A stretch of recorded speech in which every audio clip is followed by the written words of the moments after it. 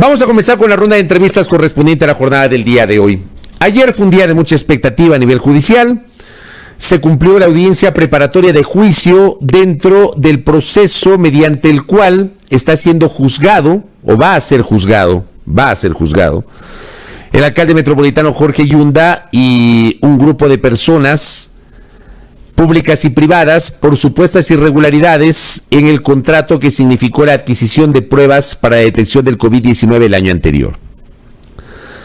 Digo esto porque ayer la Fiscalía emitió un dictamen acusatorio en contra de los procesados y entendemos que el día de hoy que se va a reinstalar la audiencia, el juez Vladimir Jaya de la Corte Provincial de Justicia de Pichincha deberá tomar una decisión si acoge o no el dictamen acusatorio de la Fiscalía y llama a juicio a los procesados. El doctor Juan Pablo Albán Alencastro, quien patrocina la defensa del alcalde metropolitano Jorge Yunda, está con nosotros. Doctor, ¿cómo le va? Bienvenido. Fabricio, muy buenos días a los oyentes. Siempre un gusto para mí poder conversar con usted. El gusto es mío, doctor. Bueno, ayer la Fiscalía se tomó su tiempo para justamente dar cuenta de su postura en torno a este caso, y la Fiscalía ratificó justamente el dictamen acusatorio en contra del alcalde metropolitano Jorge Yunda. El tuit que escribió la Fiscalía General del Estado, que se escribió en la cuenta Twitter de la Fiscalía General del Estado a las 4 de la tarde con 51 minutos, dice: la Fiscalía emite dictamen acusatorio contra el alcalde de Quito, Jorge Homero Yunda Machado, como presunto autor mediato por dominio de la voluntad en aparatos de poder, qué largo esto, en el delito de peculado. ¿Qué significa esto, doctor Juan Pablo Albán? Bueno, Fabricio, efectivamente, ayer en 10 horas de audiencia aproximadamente que tuvimos, la Fiscalía de hecho no terminó de presentar su dictamen. El día de hoy, cuando nos reinstalemos a las 9:30, Fiscalía reanudará la presentación de su dictamen contra el resto de acusados que todavía nos señala. El primero en acusar fue obviamente el señor alcalde Jorge Homero Yunda. Le señala, como usted bien indica, a partir de este mensaje publicado en redes sociales por la Fiscalía, de autor mediato por dirección de un aparato organizado de poder.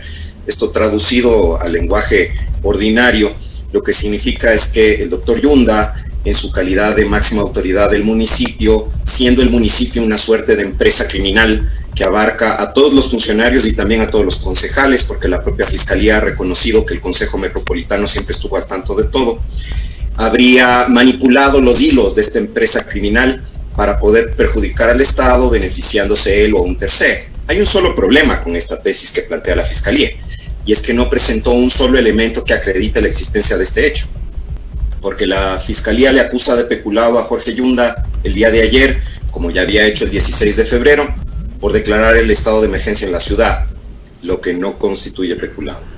Le acusa de peculado por haber delegado el proceso de adquisición de bienes y servicios en el marco de la pandemia a las secretarías municipales, lo que es una competencia legítima de cualquier gobierno autónomo descentralizado y cualquier entidad pública. La propia fiscal, estoy seguro que no firma los contratos de adquisición de bienes para la Fiscalía, y eso no es constitutivo de peculado. Le acusa de haber dictado una resolución en la cual, atendiendo a la situación emergente, se suprimen los techos de gasto de las secretarías municipales para que puedan hacer compras por valores superiores a lo que ordinariamente estaban autorizadas para poder atender de manera emergente las necesidades de la ciudad, lo que no es constitutivo de peculado.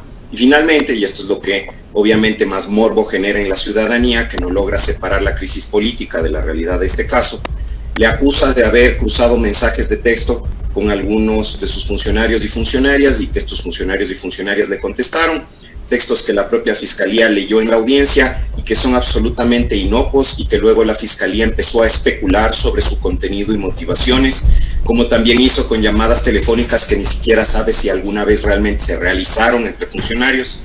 En definitiva, la Fiscalía no tiene nada, y ahora lo que corresponde pues es que complete su dictamen para que las defensas también tengamos la oportunidad de referirnos a los señalamientos que ha realizado y pongamos en evidencia por qué no hay el tal delito que acusa. A ver, usted me dice, doctor, la Fiscalía no tiene nada, pero la Fiscalía le acusa al alcalde de autor mediato por dominio de la voluntad en aparatos de poder en el delito de peculado. ¿Cuáles son los argumentos para que la Fiscalía sustente esta acusación si usted afirma que no tiene nada la Fiscalía, doctor? Lo que le digo, Fabricio, que dictó el estado de emergencia, que delegó funciones a distintas secretarías metropolitanas en el marco de la pandemia, como administrativamente podía y correspondía hacerlo, que suprimió techos de gastos, que cruzó mensajes con sus funcionarios, y hay también unos elementos que seguramente son los más trascendentales desde el punto de vista de la Fiscalía, que son la versión del señor César Montúfar, que dice que las pruebas que le entregaron al municipio no son las que compró, la versión del concejal Fernando Morales, que dice que al interior del consejo se pidió cuentas, como efectivamente se pidió porque el propio alcalde requirió que se informe al consejo todas las semanas sobre lo que estaba pasando, así que fue el mismo alcalde el que introdujo la información al consejo. Y la versión de la concejal Luz Helena Coloma, quien se quejó de que el precio medio referencial era de $18, este es el precio en el que efectivamente aparentemente ofertaba el laboratorio Roche ciertas pruebas, pero es importante notar que en el expediente hay una constancia de la propia empresa Roche que dice que para la época de los hechos no contaba con stock. Además, ¿por qué tanto interés de comprar en Roche? Esto es una cuestión muy sospechosa y ha habido señalamientos, no los hago yo, ha habido señalamientos de que hay algún parentesco entre esa concejal y un alto ejecutivo de Roche. A ver, y le pregunto a usted, el contrato, usted salva la responsabilidad del alcalde, pero le pregunto a usted, ¿el contrato para la adquisición de pruebas PCR fue un contrato irregular, doctor? El contrato cumplió con todos los supuestos determinados en la ley, tanto en fase preparatoria como precontractual, como contractual, como de ejecución. Esta no es mi opinión como defensor del alcalde. Esto es lo que dijo un perito en contratación pública en el marco de la investigación fiscal. Se asignó o se adjudicó, digamos, la compra de las pruebas a la empresa que cumplió con todos los requisitos de las 3 ofertas que se presentaron en ese momento. Nos referimos a Salumed. Que Salumed, una empresa que ofertó de acuerdo a los propios peritos nombrados por la Fiscalía en el precio medio de mercado y no con un sobreprecio. Y luego el contrato en su momento se estuvo ejecutando, efectivamente hubo incumplimientos menores por los cuales la empresa fue multada, y después se dio por terminado el contrato de manera bilateral porque no cabía la terminación unilateral estando en vigencia, y está en vigencia todavía, la ley humanitaria dictada por el presidente Moreno, que en su disposición transitoria 19 determina que no podrán terminarse unilateralmente los contratos con proveedores del Estado cuando haya pagos pendientes a estos proveedores por los bienes o servicios ya entregados. Como era en este caso, porque hasta el momento de hecho a Salumed no se le ha terminado de pagar, entonces no se podía terminar unilateralmente el contrato. Así que el contrato se llevó a cabo en términos ordinarios.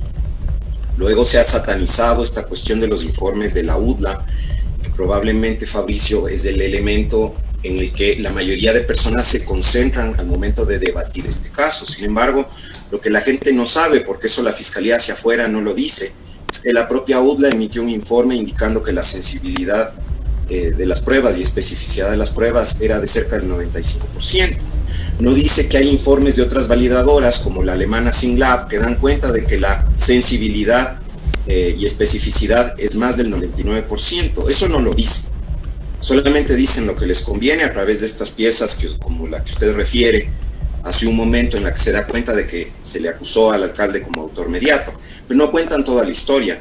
Y eso no está bien, porque el Código Orgánico Integral Penal contiene una norma específica que establece una obligación particular en cabeza de la Fiscalía que la Fiscalía no quiere cumplir y no cumple, que es el deber de objetividad. La Fiscalía, en el cumplimiento de su labor, debe actuar de manera objetiva, y la ley le manda, de hecho, a recabar no solo elementos de cargo, sino también de descargo en favor de las personas que ha señalado, porque el interés de la sociedad no es solamente que no haya impunidad por los delitos, ese es un interés muy importante de la sociedad. El otro interés importante de la sociedad, o al menos en una sociedad democrática debería serlo, es que personas inocentes no sean injustamente castigadas. El alcalde Jorge Yunda, en estricto rigor jurídico, doctor Juan Pablo Albán, ¿qué responsabilidad directa o indirecta tiene en el contrato que firmó la municipalidad a través de la Secretaría de Salud con una empresa privada, Salumed, para la compra de estas pruebas? Desde el punto de vista administrativo, Fabricio, el alcalde efectivamente es quien tomó la decisión de delegar la adquisición de bienes y servicios a las secretarías municipales. En este sentido, pudiera decirse, si retrocedemos en la cadena causal, que el alcalde es quien habría básicamente determinado que se celebre este contrato, no porque lo determinó en específico, sino porque en general le dijo a la Secretaría de Salud: estamos en pandemia, compre insumos médicos, incluidas pruebas.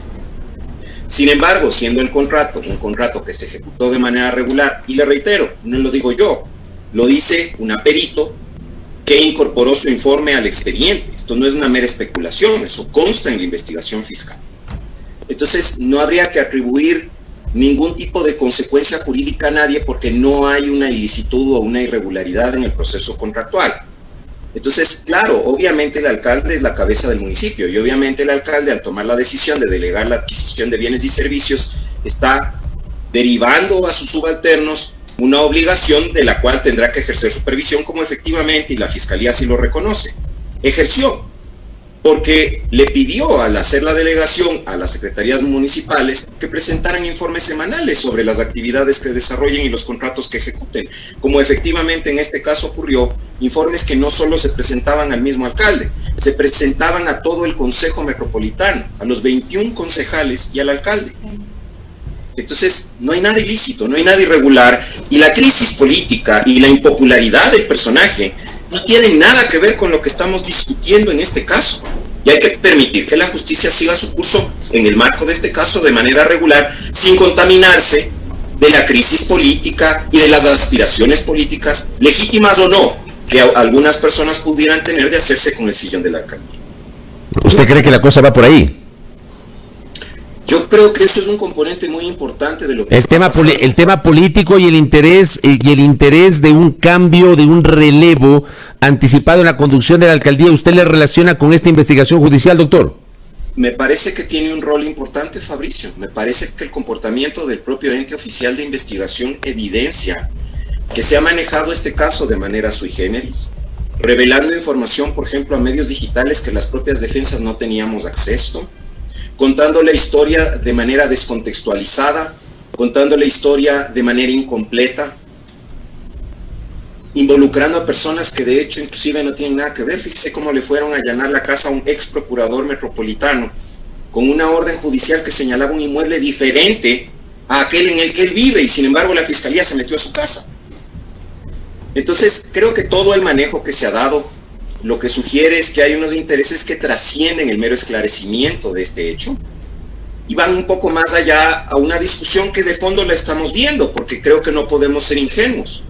Hay una discusión de fondo muy compleja que no debe contaminar el caso. Yo soy abogado en esta causa y le puedo decir, no es saludable, ni para los acusados, ni para la propia Fiscalía, peor todavía para el juez ciudadano que ve las noticias, oye la radio, lee el diario, que haya toda esta presión política alrededor de lo que debe ocurrir en el caso, cuando en realidad el caso debería discutirse en función de los elementos de convicción que Fiscalía y las defensas han levantado y nada más. Doctor, incluso para que la opinión pública pueda entenderlo de mejor manera, en este caso no tiene nada que ver la aparición o la filtración de chats atribuidos al hijo del alcalde metropolitano, que supuestamente, digamos, eso se entiende de lo que se ha difundido, habría estado ejerciendo una suerte de poder tras el poder del alcalde Yunda, disponiendo cosas a funcionarios municipales. ¿No tiene nada que ver lo uno con lo otro o está atado a esta investigación judicial, doctor? No tiene que ver, Fabricio. En realidad, en el marco de esta investigación, Fiscalía practicó diversos allanamientos. Solo a la Secretaría de Salud le hizo 5. Parece que no terminaban de encontrar lo que querían encontrar. Entonces le llevaron a cabo 5 allanamientos y al alcalde también le llevaron a cabo su allanamiento. En la casa del alcalde estaba su hijo. El hijo no tenía nada que ver con este caso, ni tiene nada que ver con este caso. Igual se le llevaron su teléfono. Ha habido la extracción de mucha información de ese teléfono, lo que, de considerarlo necesario, la Fiscalía podrá utilizar como fundamento para iniciar otras investigaciones. En ningún caso podía divulgarlo porque las personas presentes en las audiencias privadas de extracción de información de este tipo de dispositivos juran que guardarán reservas sobre todo aquello que escuchen, sobre todo aquello que se lea, sobre todo aquello que se extraiga. Y las únicas personas presentes en estas audiencias privadas eran las defensas y la propia Fiscalía, y está claro que las defensas no le dieron a la postre y a los 4 pelagatos los chats. Entonces, aquí se ha cometido inclusive un delito, pero eso también debería ser materia de otra investigación y al final, a pesar de todo eso que rodea, esos chats no tienen nada que ver con esta investigación y de hecho la propia Fiscalía dudo mucho que cuando llegue a su anuncio de prueba, todavía no ha llegado, incluya este elemento porque este elemento no guarda relación con el hecho investigado. Si bien es cierto, no son sus defendidas, no sé si usted pueda tener una opinión sobre el dictamen acusatorio en contra de Jimena Barque de Linda Guamán. Y menciono a las dos porque ellas entraron a trabajar a la Secretaría de Salud posterior a la firma del contrato y han sido vinculadas, incluso acusadas del delito de peculado. No sé si usted podría comentar esta incorporación de ambas funcionarias. En efecto, Fabricio, yo no soy abogado de ellas, sin embargo, con todo el respeto, desde luego, a la opinión profesional del doctor Nicolás Salas y de las doctoras María del Mar Gallegos y María Dolores Miño, a quienes me precio de conocer y poder llamar amigos, yo considero que la acusación contra ellas es absolutamente injusta. Son unas funcionarias que llegaron con posterioridad a que se había preparado, realizado la fase precontractual del contrato, celebrado el contrato ya estaba en ejecución. La conducta de ambas funcionarias ha sido por demás diligente. Yo creo que esta ciudad no debe olvidarse al momento de cuestionar al alcalde desde un punto de vista político, que hay personal técnico que está sufriendo como consecuencia de una falsa acusación que la Fiscalía ha presentado. Y entre esas personas están Linda y Jimena, quienes, por el contrario, con su comportamiento a lo que han contribuido es a que la curva epidemiológica en esta ciudad no se dispare. Es la intervención oportuna de ellas, es el empleo de estas mismas pruebas, es la diligencia con la que actuaron al evaluar el uso de estas pruebas, los lugares donde deberían emplearse, lo que ha permitido que en alguna forma se controle el crecimiento de la curva epidemiológica en Quito, a diferencia de lo que en simultáneo venía ocurriendo en otras ciudades del país. Entonces, me parece que es además absurdo que se le señale a estas personas que llegan después como coautoras. El coautor, desde el punto de vista de nuestra legislación, es el cómplice necesario, es el coadyuvante principal que se llamaba antes, esta persona sin cuya colaboración era imposible cometer un delito. Eso implica un comportamiento deliberado, un comportamiento que desde el punto de vista del elemento subjetivo del tipo es dolo, una actuación dolosa de las personas, y es absurdo endilgarles esto a personas que con mucha responsabilidad lo que han hecho es preocuparse por la salud de los quiteños. Correcto, doctor Juan Pablo Albán. Solamente con esto cierro. El día de hoy se supone terminaría la presentación del dictamen acusatorio de la Fiscalía.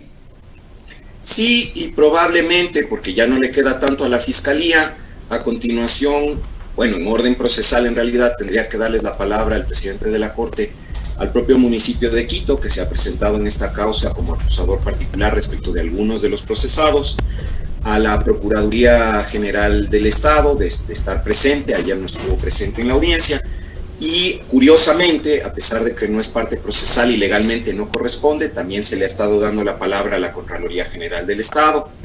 Y luego de que hayan concluido todas estas partes, empezaríamos las defensas a presentar nuestros argumentos en relación con las acusaciones individuales que Fiscalía ha planteado. O sea, esto se va, yo entiendo que no se acaba tampoco hoy, va a ser un par de días más. Creería que no se va a terminar tampoco hoy, creería que se extiende al día de mañana, dependiendo de cuánto se prolonguen las presentaciones de las 14 defensas, son 14 acusados, de hecho pudiéramos estar llegando inclusive el día jueves, y luego habrá que ver cómo toma su decisión el señor juez presidente de la Corte Provincial, que estamos hablando de un caso complejísimo, con un expediente de cerca de 43,000 folios, en el que la argumentación de las partes debe ser debidamente ponderada y reflexionada.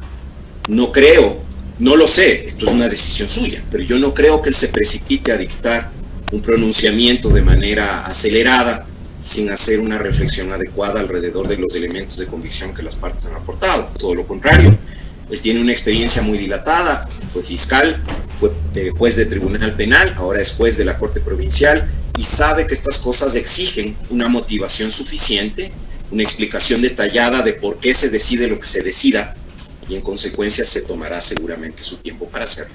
Correcto. Doctor Juan Pablo Albán, le agradezco por estos minutos y estamos expectantes de la evolución de este caso en la Corte de Pichincha. Muy amable. Gracias, Fabricio. Muy gentil. Juan Pablo Albán Alencastro, el jurista quien patrocina la defensa del alcalde metropolitano Jorge Yunda, en el proceso judicial vinculado justamente a las supuestas irregularidades atribuidas a la adquisición de pruebas PCR por parte de la municipalidad. Aquí en A Primera Hora, les alerto, ya mismo dialogaremos con Rosalía Arteaga Serrano, expresidenta de la República, luego con la concejala de Quito, Analía Ledesma, y después con Mariel Saviteri, exministra de Finanzas. Aquí en A Primera Hora, por Majestad Radio, 7:27.